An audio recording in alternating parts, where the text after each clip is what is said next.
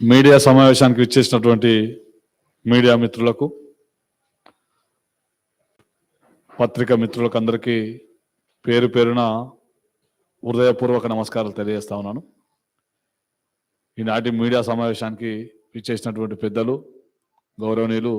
పరిచయం చేయడానికి ప్రయత్నం చేస్తూ ఉన్నాం. బోలా సింగ్ గారు, మెంబర్ ఆఫ్ పార్లమెంట్ సభ్యులు, ఎస్సీ మోర్చా జాతీయ ప్రధాన కార్యదర్శి, అదేవిధంగా వారి పక్కన ఉన్నవారు ఎస్ కుమార్ గారు, ఎస్సీ మోర్చా జాతీయ కార్యదర్శి, అదే వారి పక్కన ఉన్నటువంటి బొడ్డు నాగలక్ష్మి గారు, ఎస్సీ మోర్చా జాతీయ కార్యవర్గ సభ్యులు,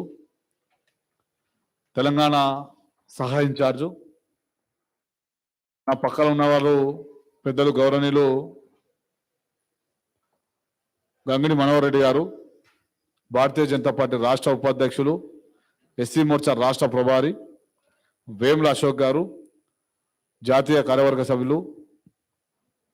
కుమ్మరి శంకర్ గారు, రాష్ట్ర ప్రధాన కార్యదర్శి గారు, కాంతి కిరణ్ గారు, రాష్ట్ర ప్రధాన కార్యదర్శి గారు, జాతీయ ప్రధాన కార్యదర్శి అయినటువంటి బోలా సింగ్ గారు ఈరోజు రేపు అనగా 30-31 రోజు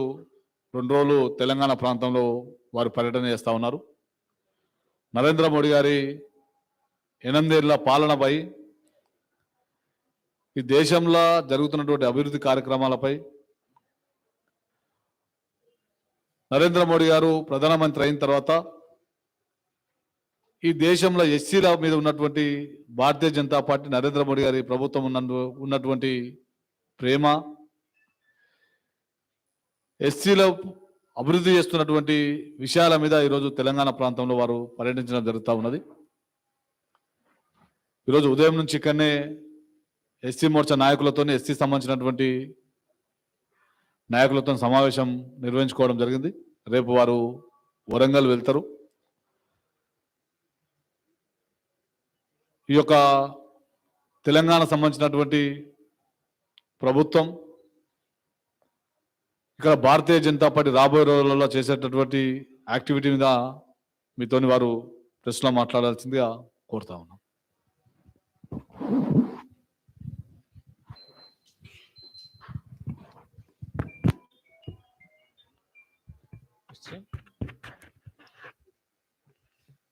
भारतीय जनता पार्टी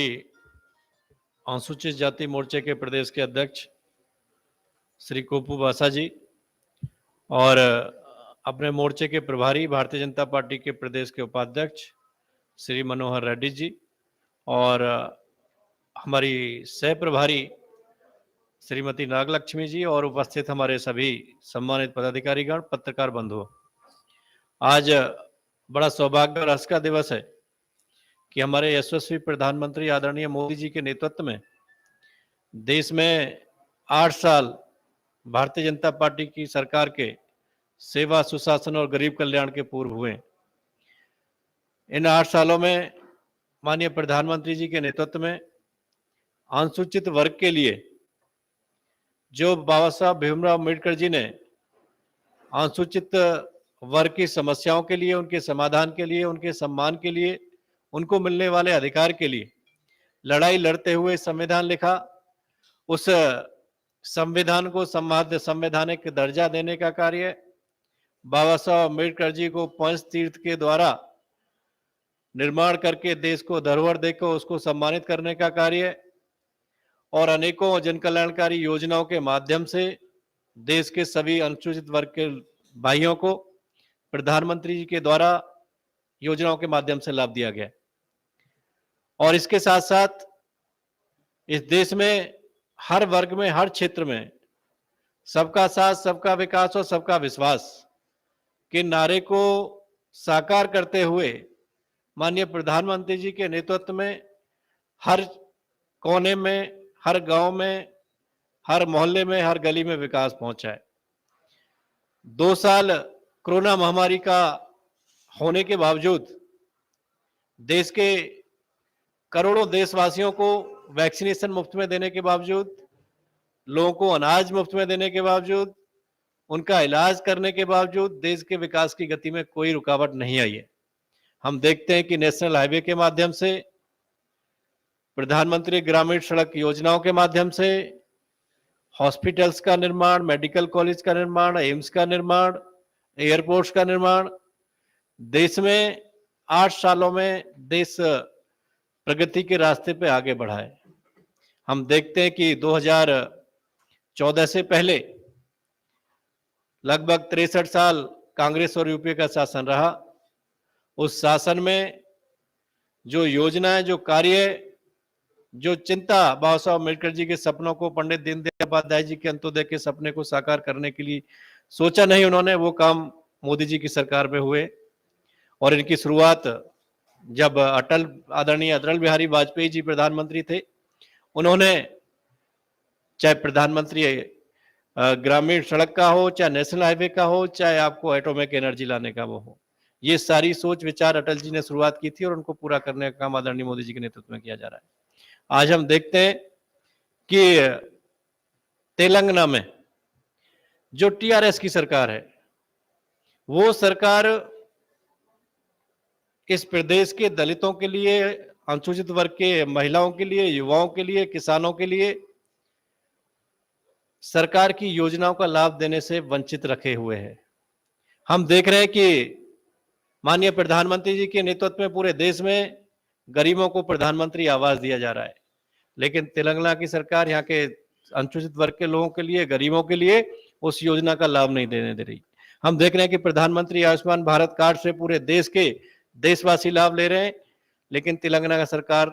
इस तेलंगाना प्रदेश के गरीबों को इलाज करने से वंचित रख रही है, आयुष्मान भारत कार्ड का लाभ नहीं लेने दे रही। प्रधानमंत्री स्वनिधि योजना जो गरीबों के लिए, स्ट्रीट वेंडर्स के लिए प्रधानमंत्री जी ने शुरू की है, उसका लाभ यहाँ की सरकार नहीं लेने दे रही है। इवन जो यहाँ का बजट है, जो एससी के नाम पे बजट आता है, उसका उपयोग भी प्रदेश की सरकार दूसरे कार्यों में कर रही है, एससीओ को उसका लाभ नहीं देने दे रही। स्कॉलरशिप, जो मैट्रिक, पोस्ट मैट्रिक और विदेशों में जाने की व्यवस्था माननीय प्रधानमंत्री जी ने अनुसूचित वर्ग के युवाओं के लिए बनाई है, उसका लाभ भी यहाँ की सरकार नहीं देने दे रही है। यहाँ की सरकार ने हमेशा 8 साल सरकार को हो गए, आज जब सरकार नहीं बनी थी तो दलितों के बीच में जाके अपने भाषणों में, घोषणाओं में कहते थे कि हम अनुसूचित वर्ग के सम्मान रखने के लिए मुख्यमंत्री जी भी एससी कैटेगरी का बनाएंगे, लेकिन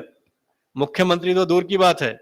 जो मिलने वाले अधिकार और विकास के कार्य है उनमें बाधा प्रदेश की सरकार बनने का काम कर रही है। हम देखते हैं कि अनुसूचित वर्ग के किसी व्यक्ति पर कोई अत्याचार होता है, उस पर मर्डर होता है, उसकी एफआईआर तक नहीं लिखने देती प्रदेश की सरकार। यहाँ तक कि जो और अन्य कार्य हैं, जिस तरीके से प्रदेश की सरकार ने पूरे प्रदेश में भारतीय जनता पार्टी की केंद्र की सरकार की योजनाओं को रोकने के साथ साथ जो यहाँ की जनता से चुनाव के समय में वादे किए थे, वो वादे 3 एकड़ जमीन देने का वायदा हो, चाहे लोगों को 10 लाख रुपए देने की योजना हो, उन सब पे रोक लगाने के साथ साथ यहाँ पर जो अधिकार पूरे देश में बाबा साहब अम्बेडकर जी ने संविधान के द्वारा दलितों को दिलवाया, अनुसूचित वर्ग को दिलवाया, यहाँ के मुख्यमंत्री बात करते हैं कि उस अधिकार में हम उसको खत्म, संविधान को खत्म करेंगे। जो कॉन्स्टिट्यूशनल है, जो लोकसभा ने पारित किया, उसको एक मुख्यमंत्री कैसे खत्म कर सकते हैं? यानी इनका मानना, मुझे ऐसा लगता है कि जो केंद्र सरकार के द्वारा देश के दलितों को मकान दिए जा रहे, शौचालय दिए जा रहे, आयुष्मान भारत कार्ड दिए जा रहे, किसान सम्मान निधि में उनको अनुदान दिया जा रहा, युवाओं को शिक्षा के लिए रोजगार दिए जा रहे, शिक्षित किया जा रहा, स्टार्टअप में उनको मजबूत करने के लिए स्टार्टअप से आगे बढ़ने का अवसर दिया जा रहा, मुद्रा से उनको लोन दिया जा रहा है, स्किल डेवलपमेंट का स्किल सुधारा जा रहा है। माननीय प्रधानमंत्री जी का उद्देश्य है कि देश का हर अनुसूचित वर्ग का युवा, महिला आत्मनिर्भर बने, स्वावलंबी बने और अपने पैरों पर खड़ा होकर नौकरी की लाइन में लगने की बजाय खुद नौकरी देने वाला बने। लेकिन यहाँ के मुख्यमंत्री जी उस संविधान को खत्म करने की बात करते हैं। ये बड़ा दुर्भाग्यपूर्ण विषय है कि आज हमारे प्रधानमंत्री विश्व के लोकप्रिय नेता हैं और वो जिस देश में भी जाते हैं हम देखते हैं कि वहाँ के सरकार और वहाँ का पूरा शासन प्रशासन उनके सम्मान के लिए खड़ा रहता है। लेकिन जब माननीय प्रधानमंत्री जी का तेलंगाना में आना होता है तो यहाँ के मुख्यमंत्री पे प्रधानमंत्री से मिलने के लिए टाइम नहीं होता है। तो दुर्भाग्य की बात है, तेलंगाना की जनता समझ चुकी है, उन्होंने देखा है, और जिस तरीके से 8 सालों में यहाँ का कुशासन और लोगों के अत्याचार और भ्रष्टाचार जिस रूप में देखा है वो हम समझ सकते हैं और उसका परिणाम भी आने लगा है। हम देखते हैं कि किसी भी राज्य में अगर उपचुनाव होता है तो उस चुनाव में सत्ताधारी पार्टी के विधायक जीतते हैं, लेकिन तेलंगाना एक ऐसा राज्य है कि अभी 3 सीटों पे उपचुनाव हुआ, उन 3 सीटों पे 2 कैंडिडेट भारतीय जनता पार्टी के जीते। ये जनता समझ चुकी है, जनता बदलाव के मूड में है और उन्होंने तय कर लिया है कि आने वाले समय में जो चुनाव होगा तेलंगाना में, उसमें 70% बहुमत के साथ में भारतीय जनता पार्टी की सरकार बनाएंगे और जो अपने अनुसूचित वर्ग के लोग, किसान, महिला, युवा केंद्र सरकार की योजनाओं से वंचित हैं, उनके लाभ पहुंचाने में अपने इस प्रदेश को भी लाभ लेने का काम करेंगे। जिस तरीके से उत्तर प्रदेश में अभी चुनाव हुआ, 2017 में चुनाव हुआ, वहां की जनता ने वहां की पूर्वकालीन सरकारों से परेशान होकर, त्रस्त होकर भारतीय जनता पार्टी को समर्थन दिया और आज उत्तर प्रदेश सबसे उत्तम प्रदेश बन रहा है। जिस तरीके से पूरे देश में, उसी तरीके से तेलंगाना भी उत्तर प्रदेश उत्तम प्रदेश बनेगा और सरकार की योजनाओं के द्वारा माननीय प्रधानमंत्री जी के नेतृत्व में तेलंगाना का विकास भारतीय जनता पार्टी की सरकार करेगी। और जो यहाँ की भ्रष्टाचारी सरकार है, जो मुख्यमंत्री यहाँ के एक क्राउड के साथ में एक जो प्रधानमंत्री जी के सम्मान के उसमें उनके पास समय नहीं है, ऐसे मुख्यमंत्री को, ऐसी सरकार को उखाड़ने का काम अनुसूचित वर्ग के सभी कार्यकर्ता मिलके एक योजना अध्यक्ष जी के नेतृत्व में बनी है। हर अनुसूचित बूथ को मजबूत करना और सरकार की योजनाओं को वहां तक लोगों को जानकारी देना और माननीय प्रधानमंत्री जी के नेतृत्व में जो 8 साल सेवा, सुशासन और गरीब कल्याण के पूरे हुए हैं, उनको जनता तक पहुंचाना। बहुत बहुत धन्यवाद।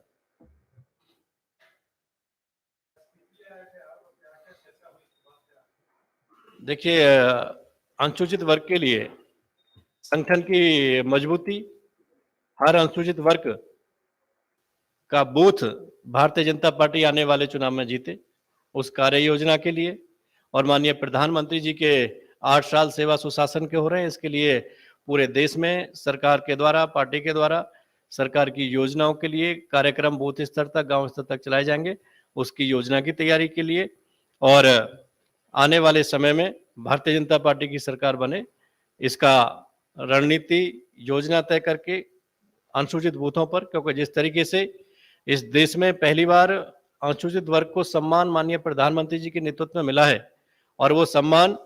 चाहे वो राष्ट्रपति बनाने के रूप में हो, चाहे अनुसूचित वर्ग के 12-12 मंत्री केंद्र सरकार में बनाने के रूप में हो, चाहे 3-3 राज्यपाल अनुसूचित वर्ग के बनाने के रूप में हो और चाहे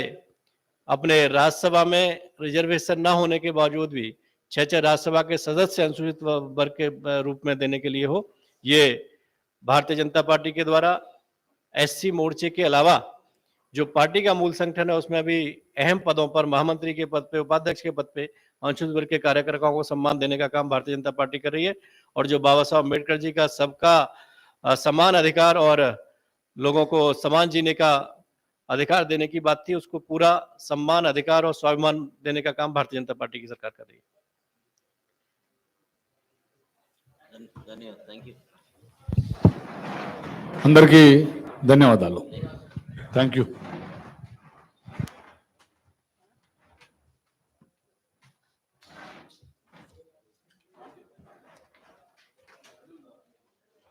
రోజు చాయ్ తాగిపో బాబు మరి పైకి తీసుకుపోయి చాయ్